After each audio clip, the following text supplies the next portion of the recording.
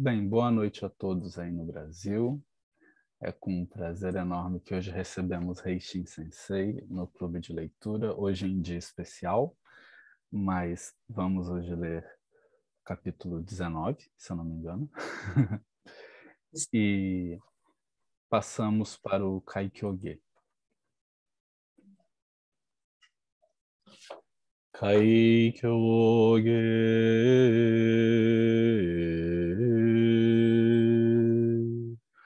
Mujo jin jin mi myoho hyaku senman go nan sogu ga kon ken mon toku juji gange nyorai shinjitsu gi Mujo jin jin mi myoho hyaku senman go nam sogu ga kon ken mon toku juji gange nyorai shinjitsu gi. O Dharma incomparavelmente profundo e infinitamente sutil é raramente encontrado mesmo em centenas de milhões de anos. Agora podemos vê-lo, ouvi-lo, compreendê-lo, que possamos completamente clarificar o verdadeiro significado dos ensinamentos do Tathagata.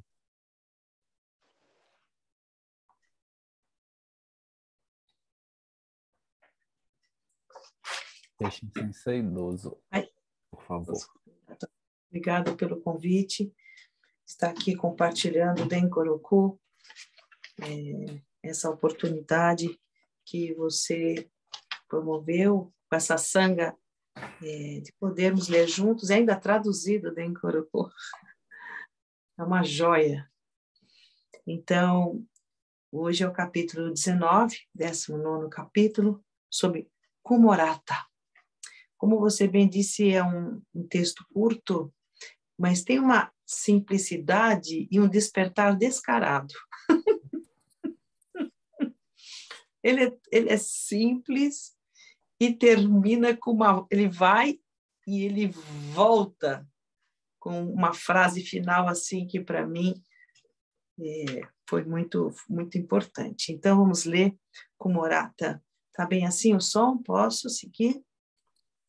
Aí. Honsoku, caso principal.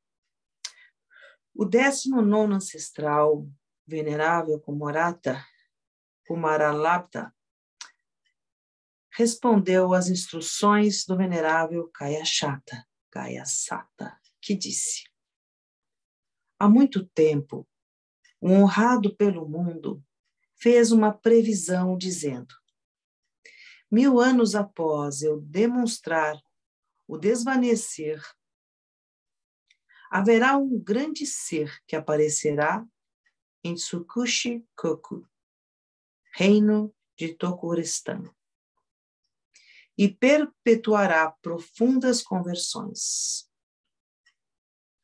Meu encontro com você agora está de acordo com este destino afortunado. O mestre Kumorata ouviu isso e despertou. Realizou o conhecimento de vidas anteriores, que em circunstâncias centrais. O mestre Kumorata era uma pessoa de Tsukushi-koku, do clã Brahmana. Há muito tempo, quando ele era um Deva, no reino de Mahesvara, o sexto céu no reino do desejo, ele viu o colar de pedras preciosas de um Bodhisattva e, de repente, deu origem a pensamentos desejosos. Ele desceu e nasceu no céu dos 33, o segundo céu no reino do desejo. Ao ouvir Kausika pregar a perfeição da sabedoria por meio da superioridade daquele Dharma, ele ascendeu ao céu de Brahma. no reino da forma, onde suas faculdades aguçadas o capacitaram a pregar habilmente os fundamentos do Dharma. Os deuses o reverenciaram e fizeram dele seu professor orientador, Roshi. Quando chegou a hora de suceder as fileiras dos ancestrais, finalmente ele desceu a Tsukushi. O 18º ancestral, Kayashata, convertendo e liberando pessoas, chegou a Tsukushi Koku.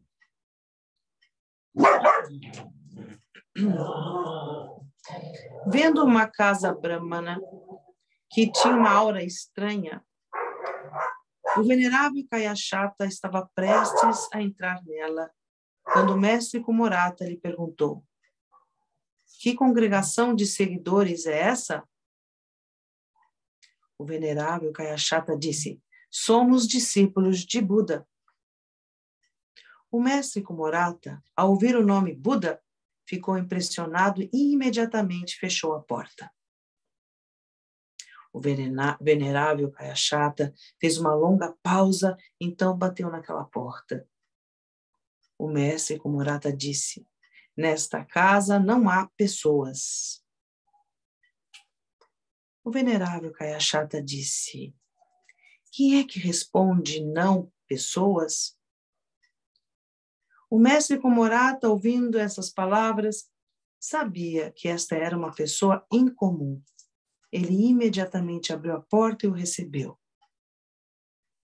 O venerável Kayashata disse: há muito tempo, um honrado pelo mundo fez uma predição dizendo, e assim por diante, até que despertou, realizou o conhecimento de vidas anteriores.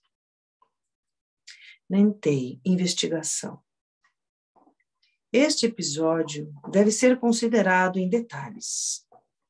Mesmo se vocês esclarecerem o caminho de nomear e esclarecerem o ditado que nascimento, morte, ir, vir são o corpo da pessoa real, se vocês não esclarecerem que sua própria natureza original é transparente, luminosa e vazia, então vocês não sabem o que é verificado pelos Budas.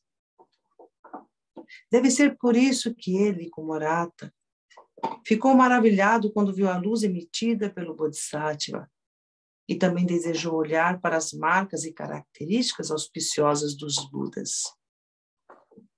Se vocês perguntarem qual foi a razão disso, foi porque ele ainda não havia escapado dos 3 venenos da ganância, raiva e ilusão. Agora, como vemos nas causas distantes do mestre Kumorata, foi devido ao desejo que ele desceu ao céu dos 33. No entanto, devido a outras favoráveis causas de vidas anteriores, ele encontrou Indra pregando o Dharma, ascendeu ao céu Brahma e depois desceu para nascer no Tsukushi Koku. Seu mérito acumulado não foi em vão. No final, ele encontrou o 18º ancestral e despertou, realizou o conhecimento de vidas anteriores. O conhecimento de vidas anteriores mencionado aqui geralmente significa conhecer o passado e conhecer o futuro. De que serve isso? Se vocês forem capazes de ver que sua própria original e imutável natureza não tem nada de sábio ou ordinário e que não tem ilusão, então os inumeráveis significados maravilhosos das centenas e milhares de portões do Dharma estarão todos presentes dentro da mente original. Assim, tanto as visões invertidas dos seres vivos quanto a obtenção do caminho atual dos Budas estão dentro de 1 centímetro quadrado do próprio eu. Eles absolutamente não são dharmas das faculdades dos sentidos e dos desejos dos sentidos. Eles não são sinais da mente ou seus desejos, objetos, quer dizer. Quando se chega aqui, o que poderia ser chamado de passado e o que poderia ser chamado de presente? O que são Budas? E o que são seres vivos? Não há um único Dharma que cubra seus olhos, nem um único grão de poeira que toca suas mãos. Há apenas um único pedaço de transparência que é expansivo e difuso e não tem limite. O eterno e verdadeiramente perfeito Tathagata é a multidão original não oculta de seres vivos. Mesmo quando alguém desperta e sabe assim, não há aumento, e mesmo quando não se sabe assim, não há diminuição. Despertar e sentir que foi tal desde uma eternidade de kalpas passados é chamado de despertar, realizar o conhecimento de vidas anteriores. Mas, se vocês não chegarem a esse ponto de vista, vocês serão inutilmente perturbados por sentimentos de ilusão e despertar, movido por rótulos de passado e futuro. E no final não saberão que existe o seu próprio eu. Vocês não esclarecerão a não errância da mente original. Assim, vocês incomodarão os Budas para aparecerem no mundo e farão com que os mestres ancestrais venham de oeste tão distante. O propósito fundamental de aparecer no mundo, a intenção original vindo do Ocidente, era apenas para este assunto, não para qualquer outro assunto. Vocês devem saber, prestando atenção meticulosamente, que é vívido e não oculto, perfeitamente claro e não oculto. Conhecer a radiância singular e original é chamado de conhecimento de vidas anteriores. Hoje, novamente, tenho palavras humildes. Espero que comuniquem, ainda que ligeiramente, esse tipo de princípio. Grande Assembleia, vocês desejam ouvi-las? Joko, poema antigo. Derrubando vidas anteriores em corpos separados. Hoje há um encontro face a face com o companheiro dos tempos antigos. Nesse caso aqui, eu gostaria de ler essa nota de finalização. Que companheiro é esse? Companheiro dos tempos antigos, Kyuji Kan, um amigo perdido há muito tempo. No presente contexto, isso se refere ao que na sessão anterior de investigação é chamado de mente original, ou própria natureza, a mente Buda inata. Esse companheiro antigo, a mente Buda inata. Esse texto é incrível, né? Até como comentário é muito complexo de comentar, né? Mas como nós nos perdemos em muitos na nossa mente deludida, no entanto, a nossa mente original somos nós, né? E aí precisa vir os Budas para dizer para nós. Gostei muito dessa parte. Eles dão um trabalho com os Budas, eles vêm para falar, olha, é o seguinte, está em você, você é a natureza Buda, né? Então, e aí termina com essa simplicidade, o velho companheiro que está sempre conosco, essa nossa condição de natureza Buda. que a gente se dispersa muito. Então, acho que nesse texto de Komorata, fiz essa simples reflexão, né? Há muito ainda que reler nele. Eu não li as notas, né? Acho que é um pouco, não sei como vocês fazem as leituras, mas isso acho que é texto realmente de estudo, né, Shuei Sensei? Eu agradeço a oportunidade de estar lendo aqui este capítulo. Obrigada. Com a participação especial da minha cachorra, Jasmine, nos trazendo para minha companheira canina, Natureza Buda.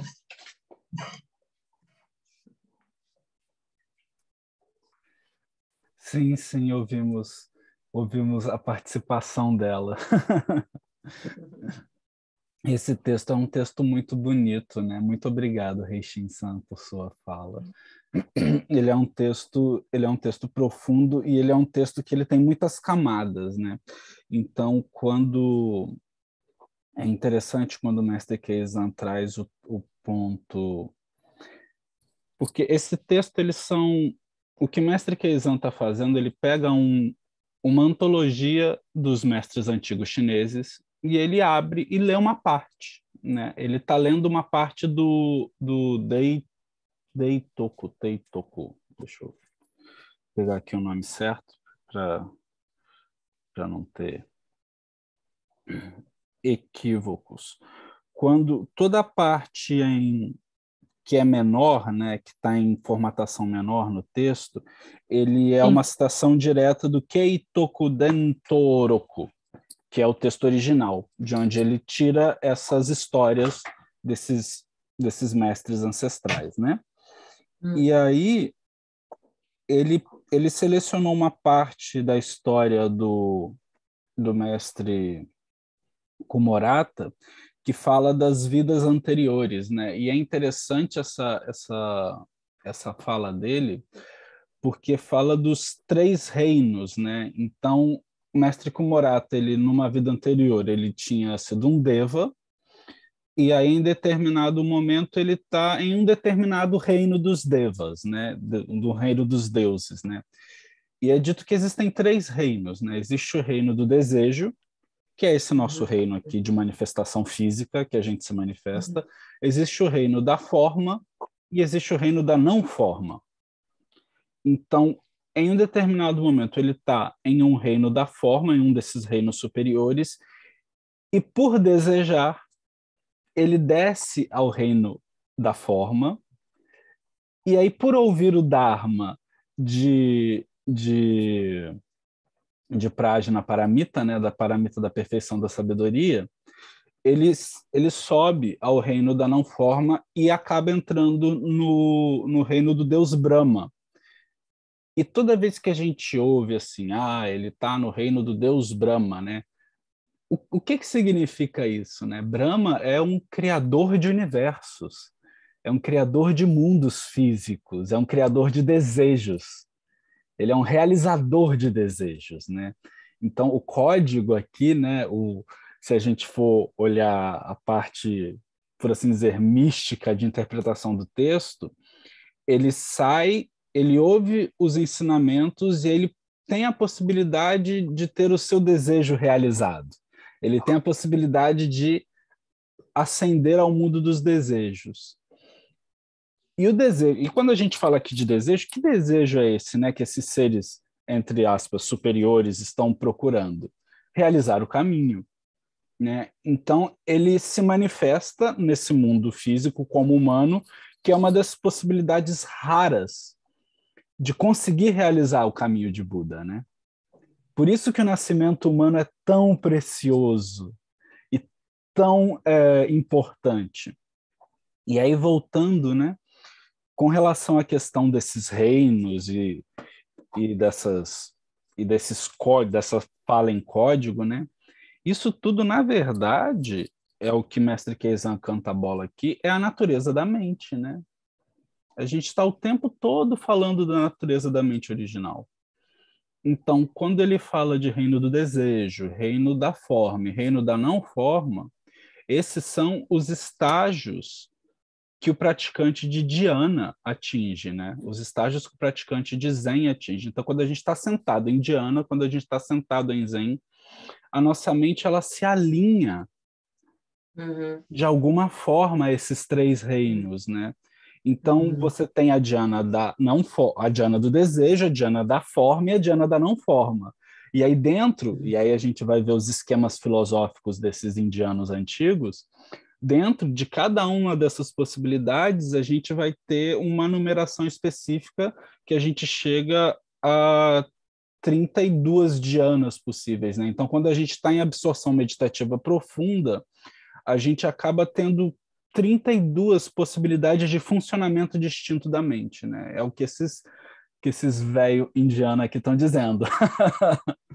Então, é muito interessante porque Mestre Keizan vai trazendo camadas e mais camadas de texto, né?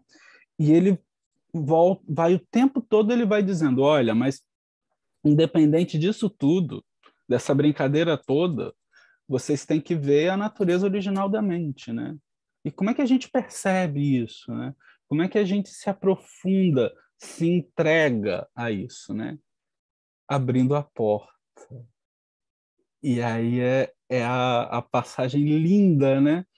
Mestre, mestre, mestre O antecessor, né? Kaya Chata, né? Kaya Chata. Mestre Kaya Chata chega lá, né? E aí chega na casa do Kumorata, e aí imagina a cena, né? Você chega na casa de uma pessoa, você é a pessoa da casa, né? E aí você olha para o lado de fora e tá uma multidão de gente, né? O que que eu faço? Deve ter sido assim, o que eu faço com essa gente? E fecha a porta, né?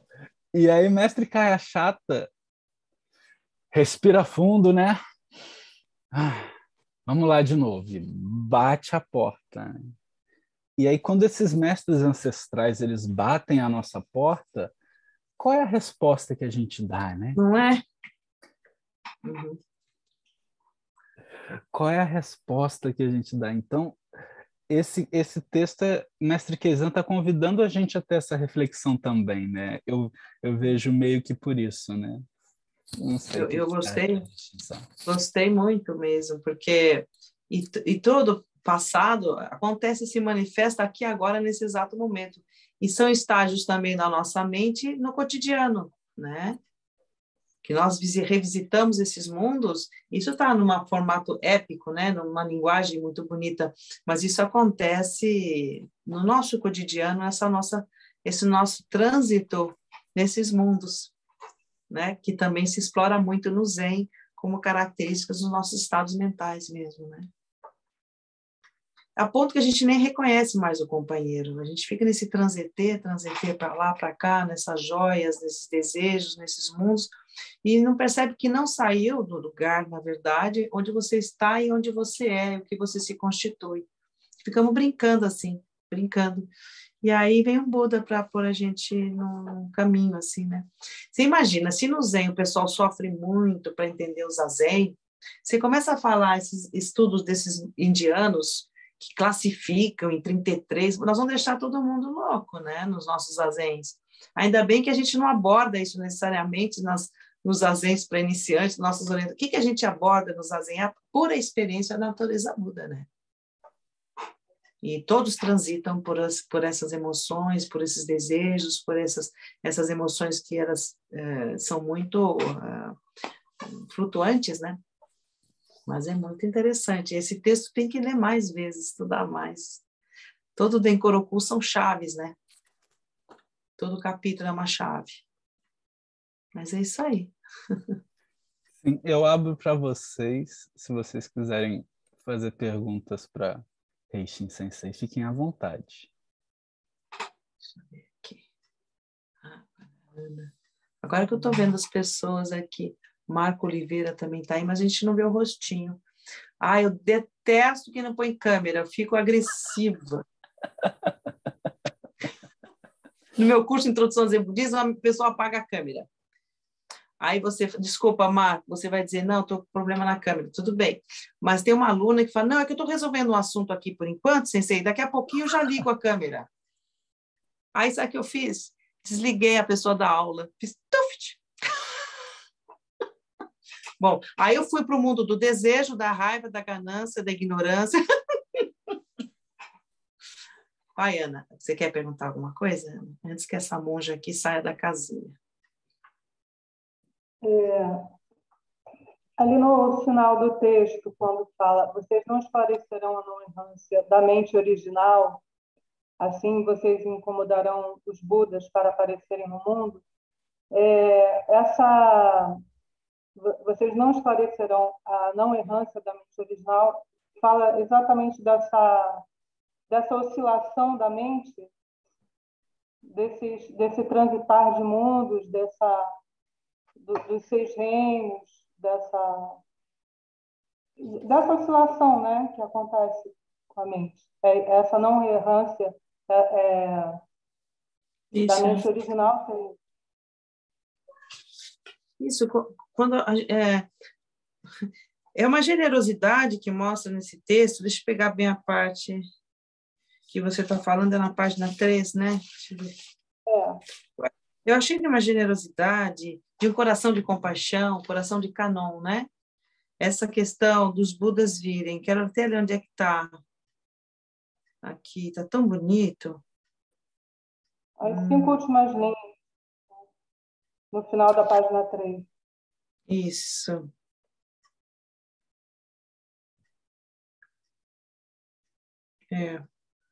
Então, essa vinda dos Budas ao nosso encontro, para nos lembrarmos da nossa natureza, é é a função dos Budas ancestrais e Budas do futuro também, né? Que nós tivemos da degeneração do budismo, nós tivemos várias etapas do caminho de Buda no mundo, na história, nos séculos, né? Mas sempre vem essa coisa de retomar a nossa memória, né? Retomar a nossa natureza. Vem como das mais diversas formas também, né, Shui Sensei? Vem os mais diversos recursos que não são apegados à forma, mas utilizando da forma também, né? Então, eu vejo essa parte como um grande coração de Canon, de compaixão, pegando a gente pela mão mesmo, sabe? Ó, escuta aqui, quem sabe você olhando os olhos um pouquinho para essa perspectiva, né? Vai nos ajustando nessa trajetória da travessia. Nós estamos no equinócio agora de outubro, né? Equinócio de outubro é o momento que a gente celebra o Rigan. Então, o tempo do dia é igual ao tempo da noite, e o budismo fala que para fazer a travessia está mais facilitado, né? Até isso o budismo trabalha em termos de exemplo, né?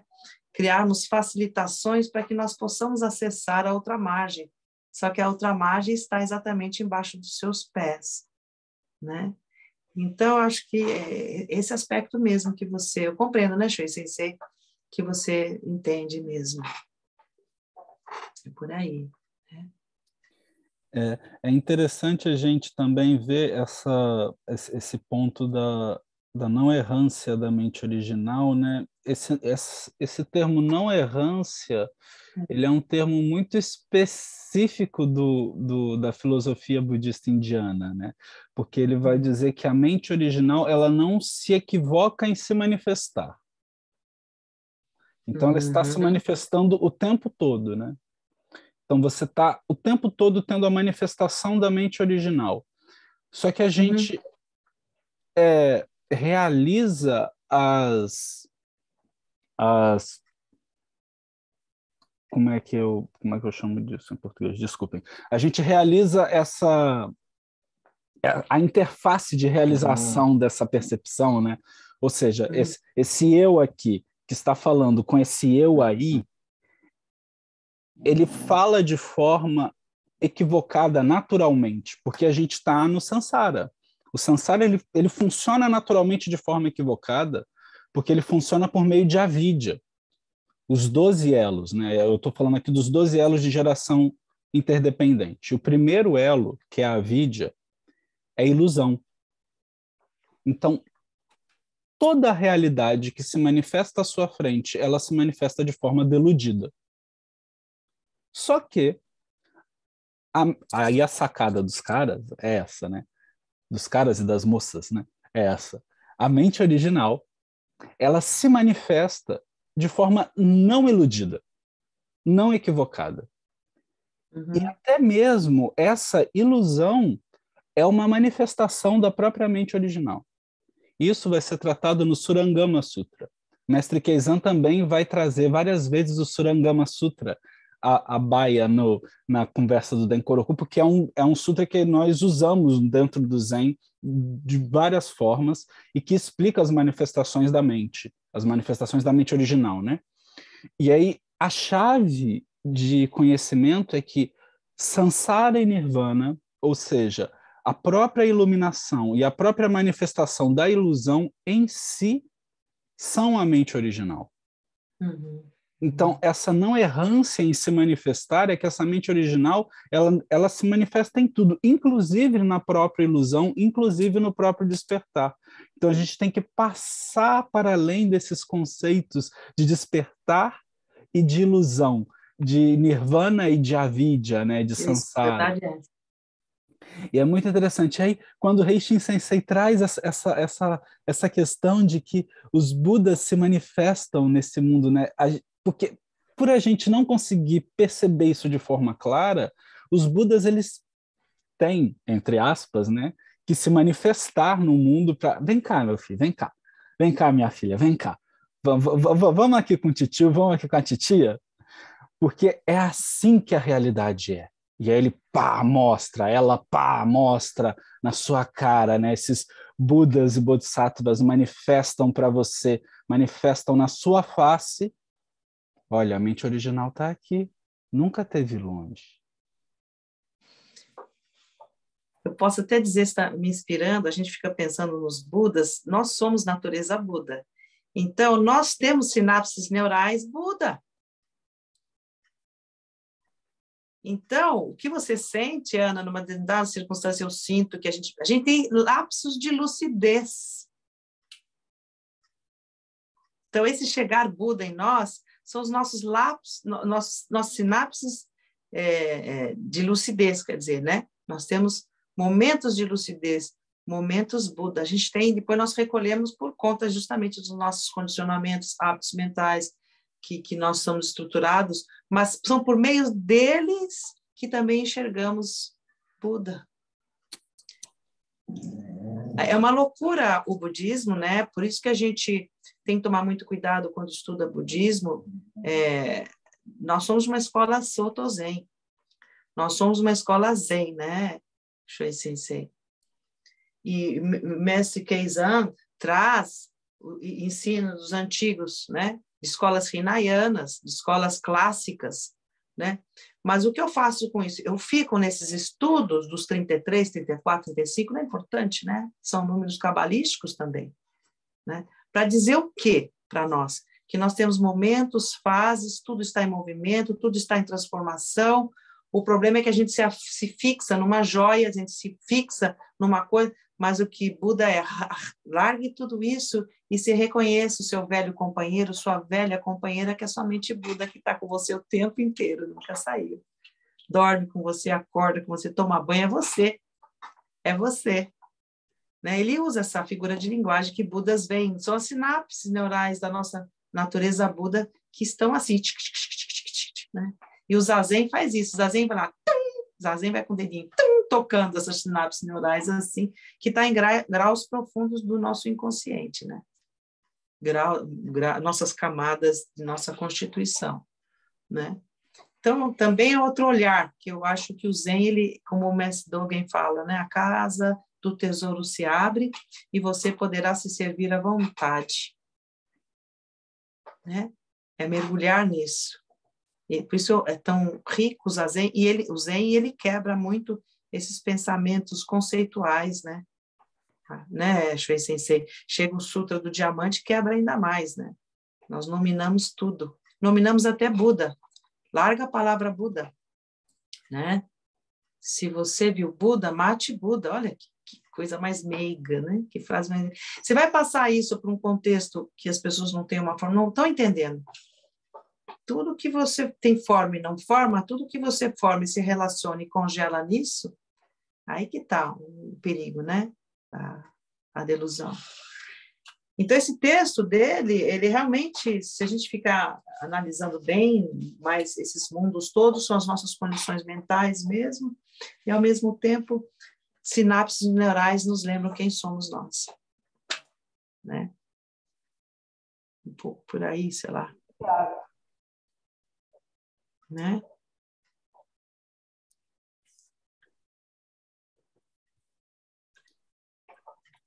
Vocês teriam mais alguma pergunta, algum questionamento para Heishin Sensei?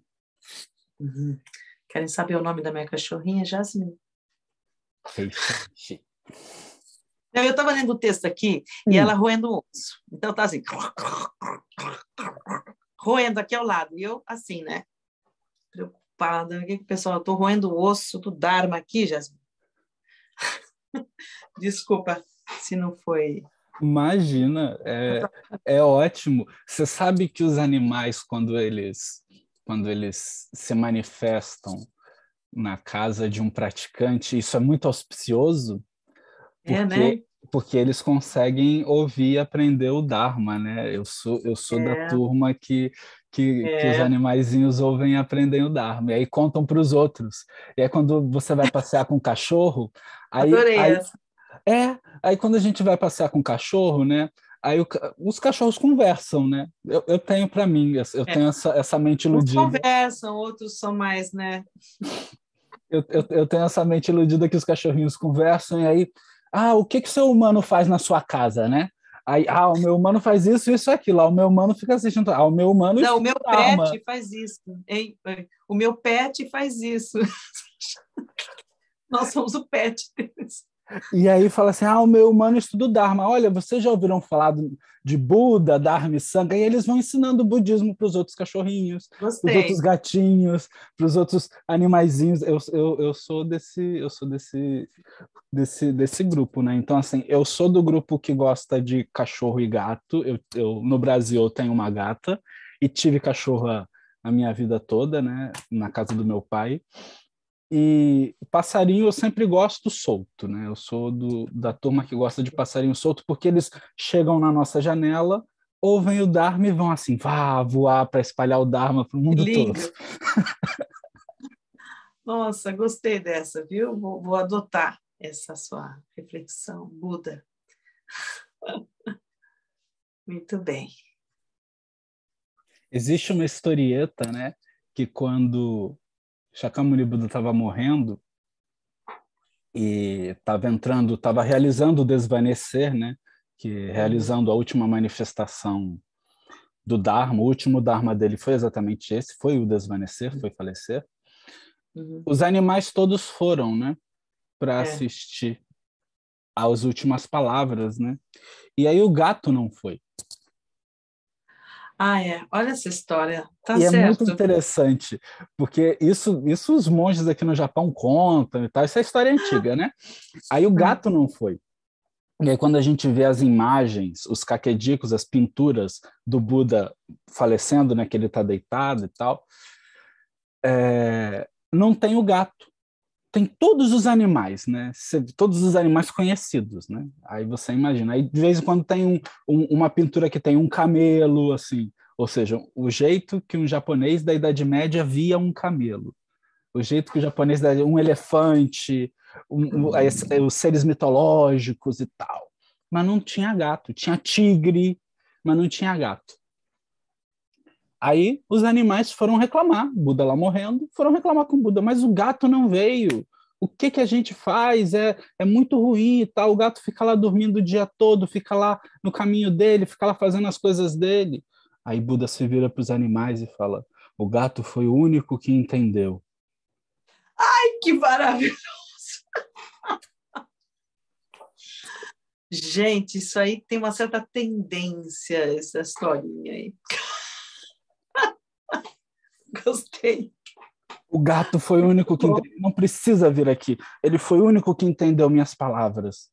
Nossa, tem uma profundidade, porque o que ele está querendo dizer ali é que o gato entendeu que aquele corpo que está desvanecendo naquele momento não é aquele corpo que está desvanecendo. Então não era necessário ele ir ouvir aquele ensinamento mais uma vez, ou ele ir ver Buda mais uma vez só porque, entre aspas, Buda estava realizando o desvanecer, ele estava morrendo. Não, ele percebeu que o gato, isso, aí os intérpretes, né, vão dizer que o gato percebeu a real natureza da mente, que onde ele quer que esteja já é Buda se manifestando, né?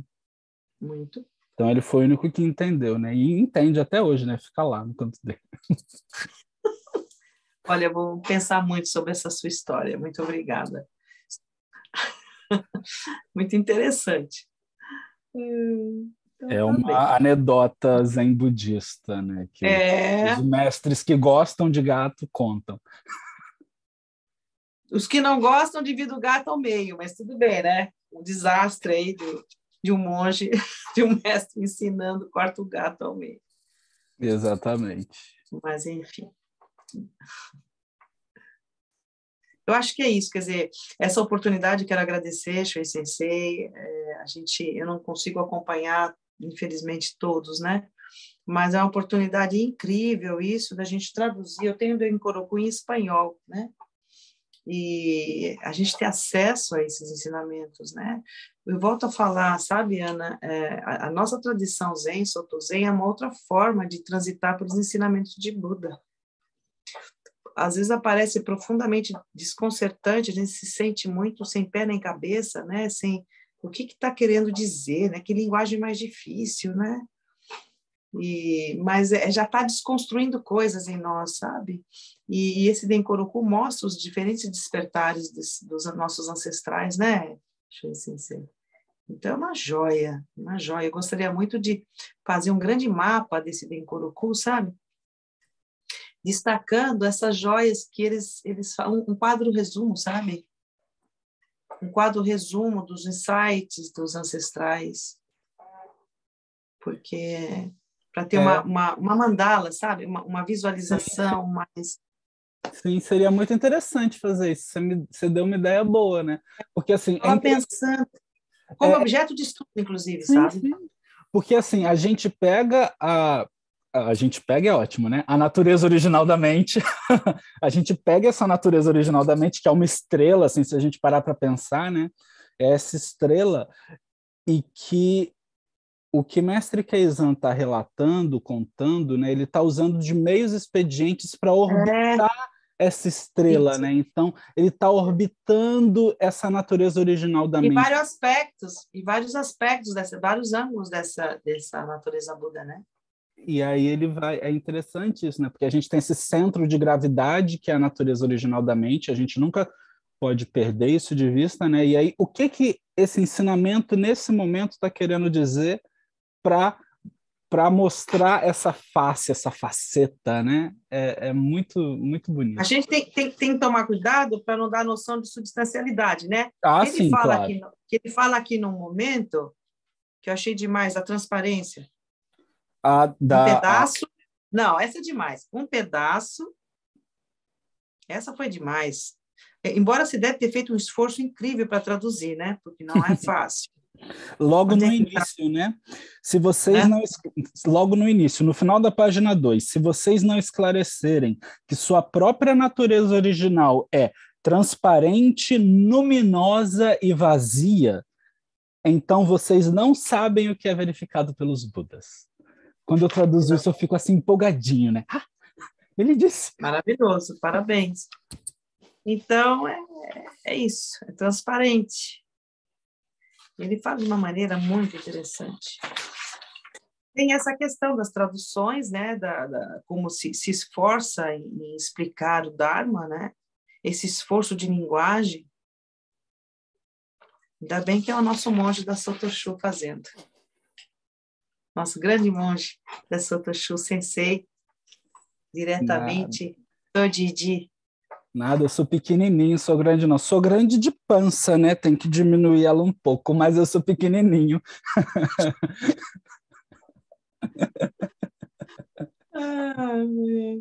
Fazer assim mesmo. Tá bem? Esse arco flecha atrás de você, né? Aqui. É isso aí, atravessar. Sim, sim. Muito bem. Deixo agora esses minutos finais para suas considerações, Reishin Sensei. Se Vossa Mercê puder nos brindar também um pouco com vossa música, eu agradeço profundamente. Então, vamos tomar refúgio em Shakyamuni Buda, né? Tocando uma melodia, não sei quanto tempo é, 1 minuto, Temos 2? ainda bastante tempo, o tempo que você quiser. Não se preocupe. Eu tenho aprendido um pouco o Baika, né? Com um sensei que é do Japão. A transmissão é feita pela Sotoshu com Tahara Sensei. E eu estou aprendendo. Não entendo nada da escrita. Nada da escrita. Acho que isso é legal. Já que a gente tem um tempo, quero mostrar para vocês. Não entendo nada da escrita da Baika. Eu entendo do Shakuhachi, que também é uma loucura. Isso é bom mostrar para vocês como ensinamento Buda, né?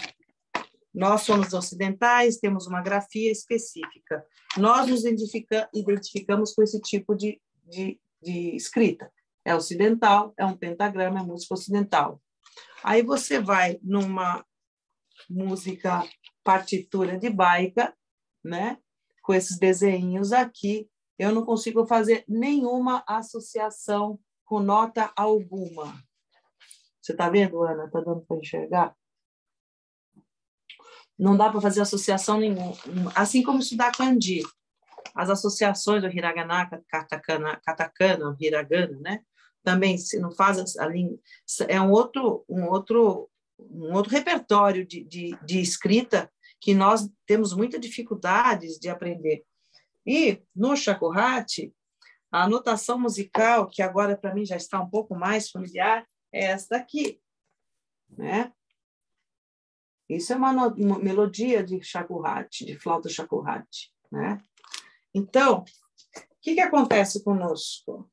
Né? Como é que a gente transita em algo que a gente, em termos de código, nós não nos identificamos? O budismo no Brasil é isso. O budismo no Brasil é quase isso. A gente quer usar o código ocidental para ler uma outra abordagem, né? Então, eu acho que eu gosto de falar muito isso. Então, eu tenho estudado o Baika e tem uma música chamada Tomar Refúgio em Buda, né, que a gente canta, que é o Shogô. Você conhece, você canta aí, né? Aí faz parte da liturgia, né? E aí, estudando Shakuhachi, eu tentei passar para o Shakuhachi. Então, eu vou tocar para vocês. Inclusive, eu fiz o Zen do Brasil está soltando vários vídeos. Eu estou dizendo, nesse período que a gente está da guerra, né, na Ucrânia e Rússia, tomarmos refúgio na paz, na harmonia, e os refugiados que estão fazendo a travessia de uma situação de sofrimento, buscando refúgio na Polônia, buscando refúgio em condições, né? Nós estamos num momento de muita mobilidade, mas pelo sofrimento, né? Pela dor, pela violência, né? Então, quando tocamos o Shogô, cantamos, pedimos refúgio, que cause condições, lei da causalidade, modifiquem o mundo para que a gente possa restabelecer a harmonia e a paz, né? Então, quando toco o Shakuhachi, que é um sopro num bambu, que sopremos essa respiração pela harmonia, pela paz, né? Então, eu ofereço como prece, tá bom? Eu vou tentar tocar um pouquinho aqui, a pedido de Shuei Sensei, que eu também sou uma aprendiz nesse instrumento.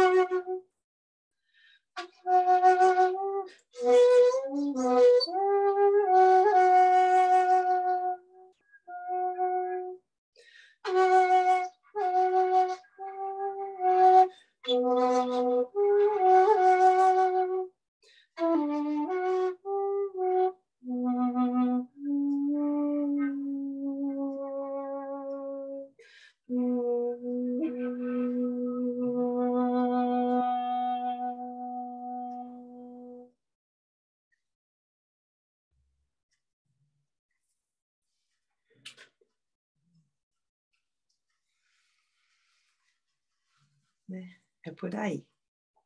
Uhum.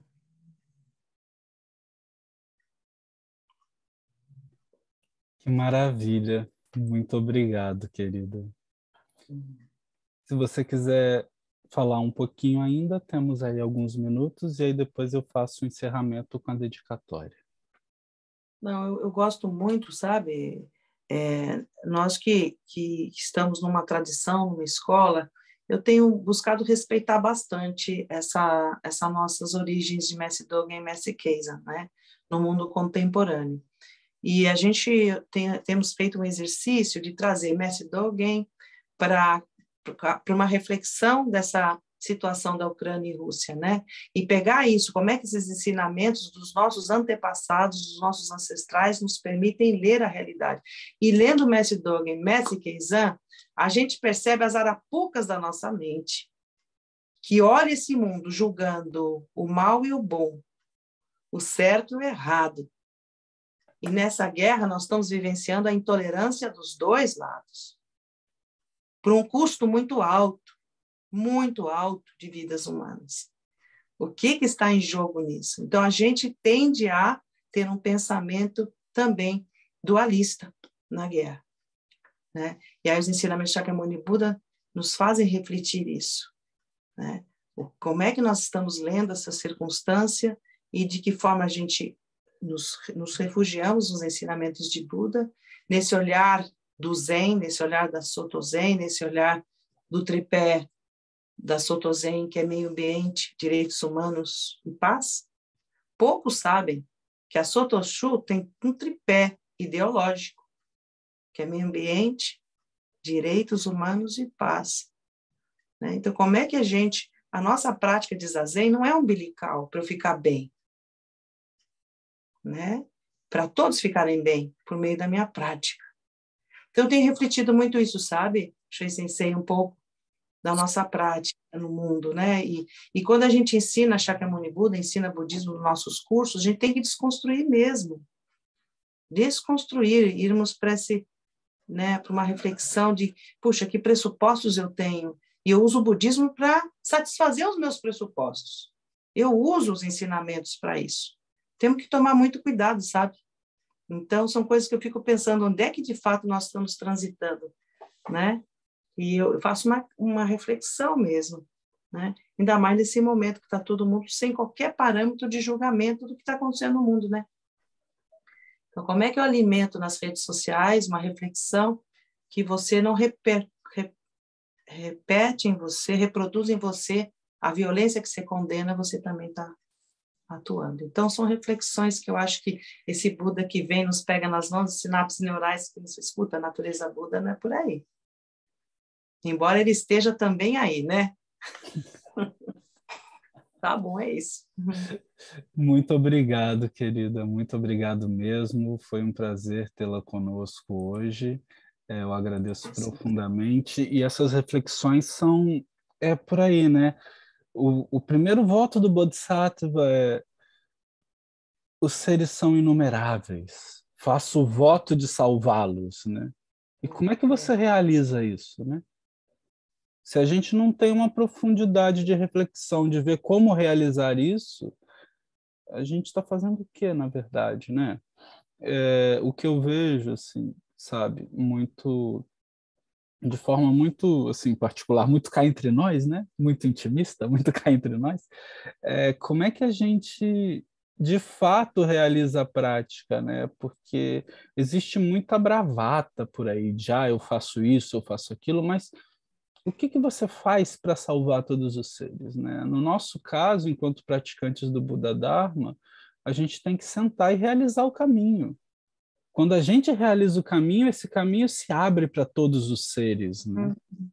Porque a gente muda a forma como vemos, como essa percepção pessoal vê esse mundo como um todo, né? Então a gente para de olhar para o umbigo, né? E passa a olhar para o todo, né? Eu só tenho a agradecer. Hoje a fala de Reishin Sensei foi maravilhosa. Muito obrigado. É sempre um prazer tê-la conosco. Meu sensei, você me ajudou muito. Eu nunca vou esquecer você lá. Sua paciência em Sr. Gigi, na minha transmissão do Dharma, na cerimônia. Obrigada sempre. Grande gratidão. irmão de sanga, nos ajudamos mutuamente. Muito Obrigada, Ana, por sua pergunta, Ana, viu? Estamos juntos, você nos ajuda nesse crescimento. Então vamos à dedicação. Nega waku wa kono kudoku o motte amaneku issai ni o yoboshi warera to shujou to mina tomo ni butsudo jouzen koto jiho sanshi shifu shi sombu sa moko sa moko jahoro. Pedimos que os méritos de nossa prática se estendam a todos os seres, que possamos todas juntos realizar o caminho de Buda. Oferecemos a todos os Budas através do espaço e do tempo, a todos os Bodhisattvas e Mahasattvas, a Mahaprajna Paramita, que é a grande perfeição de sabedoria, mãe de todos os Budas, Bodhisattvas e Mahasattvas. Muito obrigado a todos, todas. Tchau, tchau. Tchau, tchau para vocês. Nesse canto no YouTube vai ter o botão de inscrição para o canal. Neste canto vai ter a playlist do semestre anterior e a playlist desse semestre. E se vocês quiserem, se inscrevam. Muito obrigado. E se quiserem também ativem o sininho para receber as notificações. Muito obrigado. Fiquem. Tchau, tchau. Tchau, tchau. Até mais. Tchau, tchau.